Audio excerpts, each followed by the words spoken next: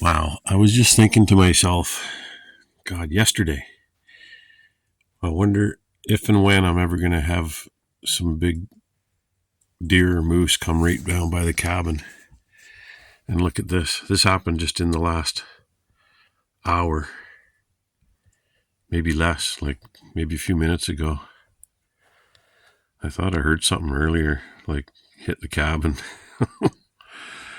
They came right down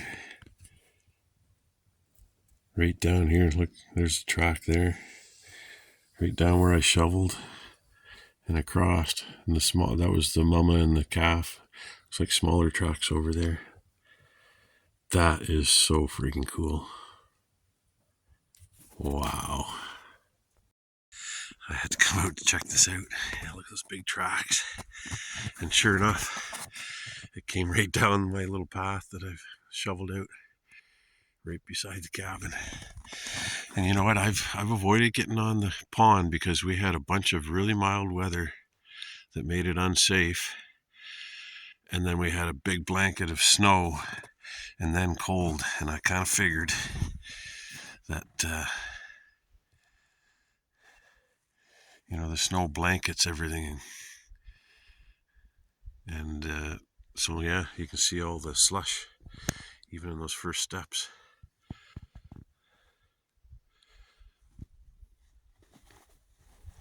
That is wild. So my point being, it's still not safe to be on the pond. There's another hoof print. That is wild, man. I wonder where they came down. These prints aren't that huge. They look smaller over there. I wonder if those are even moose. There's another print there. That is wild. Yeah, still more prints here. I wonder if they came down from up top, or if they came in the path. It looks like they came from up top. Now here's some other prints. Actually, these looked smaller initially, but look at that. There's some pea, a little pea. But yeah, I think this was Mama. That makes sense. Mama stayed away from the cabin, and the calf went right by it. Yeah, these are the bigger of the two.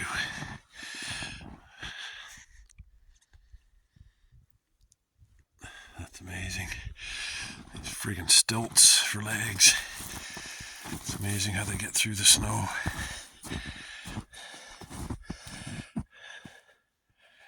I was thinking that could have been TJ that peed, but I don't see any of his tracks down here. That is amazing. Oh, I love living here. Now, which way did they come from? Yeah, they came down. That is so cool. So I found where Mama came down.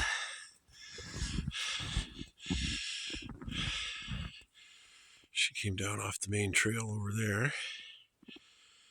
See her tracks coming through here. And she joins onto one of my trails going down to the cabin here. That far away.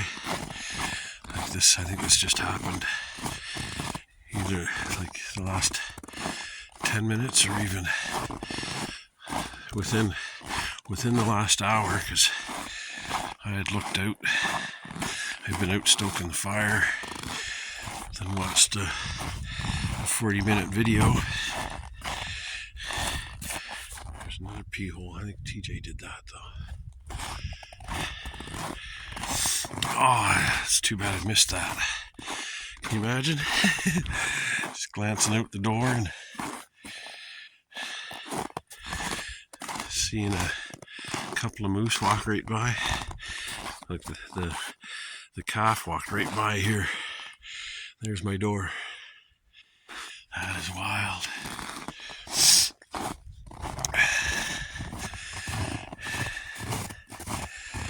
And then they came down here. Look at that slush. Look how slushy it gets.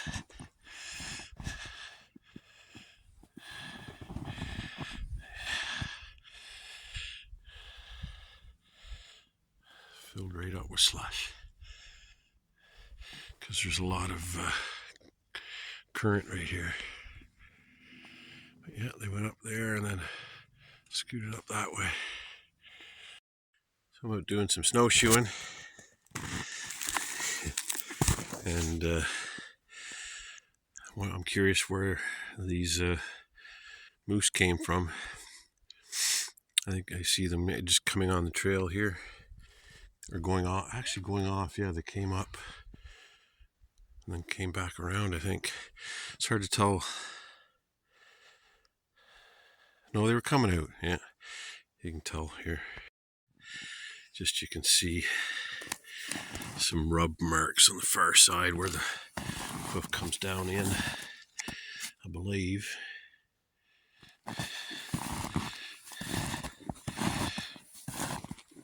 Yep. There's a few clear prints. So it came up and over. Interesting. So that's going to be the end of the tracks, but look what I got to go explore. I just hope I might put my hood up, because this could come down at any time. It's pretty sticky though. Well, actually, no it isn't. That's pretty fluffy. Oh well, all part of the adventure. It's just beautiful back here. This is probably the prettiest I've ever seen it. Boy, you can really see how the snow is whipping around. It's just covering everything. That's incredible. Can't believe how strong these hemlocks are.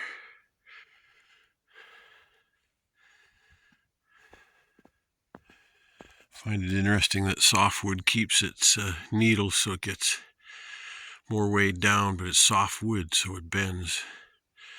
And all the hardwood loses its leaves because it's hard and inflexible. So all the branches would snap off. Probably less in there. Oh, I hate to cut down a bunch of maples this spring, but I need some more. I'm going to need some more firewood. There's not as much standing deadwood as I'd hoped, so I'm getting stuff that's on its way out. Got a few in mind. As soon as the snow is gone, everybody be going nuts getting their firewood before the bugs come out and making sure it has enough time to season. Okay, I'm going to keep going here. Maybe I can walk a ways without my poles here. The snow is compacted, starting to compact quite a bit before be wallowing through like a foot and a half of snow. And we've got some warm weather coming ahead. It's warmed up quite a bit today. It was down past minus 20. I think it only went up to like minus 16 or 17 yesterday. And I think it's about minus 6 right now. It feels balmy. I couldn't resist. It's around 3:30, so I got about an hour and a half, 2 hours of light left, so I want to get out for a snowshoe. TJ wouldn't come. He's in a nice warm cabin. He hurt his, he took a misstep on the stairs coming out of the cabin. It's another spring project. And it snapped a couple of his claws, so they're tender, they're split. So he's been nursing them. There, I'm up at the top point of my triangular shaped property. There's the stake. There's a pin under there somewhere. My next door neighbor, actually 2 doors over, his property wraps around the immediate property and comes back here. He's a good guy. What I love back here is the silence. Well, the snowmobiles have started today. You can hear one way off in the background. I was just sitting here imagining creating like a little campground back here with a bunch of cabins. Maybe I'll start with the one I've got, the one spare one, and see what kind of interest I've got in it. Maybe that'll convince me to build another one. There's just so many beautiful spots back here. I was thinking I'm on like what I call my property line trail. That could be a hiking and snowshoeing trail, and just have the cabins off a ways from the trail so that when people are walking around it, they're not disturbing you. Be interesting, I don't know. Be one way of creating an income.